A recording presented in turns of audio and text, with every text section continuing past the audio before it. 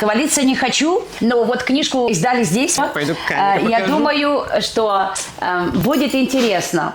И вы знаете, почему я об этом не говорила? Вместе с Салимой у нас выйдет небольшая книжка «Здоровую пищу», которую легко делать людям, чтобы они не все покупали и готовили детям и себе сами. У нас уже почти 50 рецептов. Мы должны еще немного собрать. Салима, скажи, пожалуйста, хотя бы один или...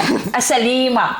Видите, я уже и по-немецки сказала, наверное. Салима, скажи мне, пожалуйста, один хотя бы рецепт, который ты мне дала сюда. Ну, я вот помню, мы записывали, там был один рецепт из тыквенного пюре. Карамелизировать. Не буду говорить, какое. Да, она не все скажет. Так из тыквы она что-то удивительное приготовит. Я уже Тыква пробовала. вообще такой продукт, что из него можно вот и десерт, и блюда какие-то сложные, универсальные. Но тут важный ключевой момент. Вкус тыквы, сорта. В них я не могу сказать, что я особо разбираюсь, но насколько насыщенный вкус у тыквы, это тоже влияет на качество готового изделия. Здесь рецепты, которые, наверное, никто никогда не готовил. Очень интересные. Мы все-таки абхазцы. Я всегда... Какая-то нотка все равно абхазская.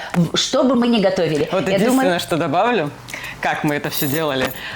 Вот буквально просто сидим и из головы какие приходят идеи, ингредиенты, на ходу это все записываем. То есть нет какого-то апробированного конкретного блюда, это просто уже из самой идеи рождается, а потом мы в процессе будем это все изготавливать и смотреть, что из этого получится. Так что Салим, полная импровизация. правильно, она же сказала, готовить тоже это искусство. Она, когда ставит на стол, вот я видела, как она красиво оформляет. Человек, который любит искусство и видит прекрасное, значит, у него и душа красивая. В этом плане я полностью доверяю Салиме, что бы она ни делала. И сегодня мы заканчиваем до следующего раза.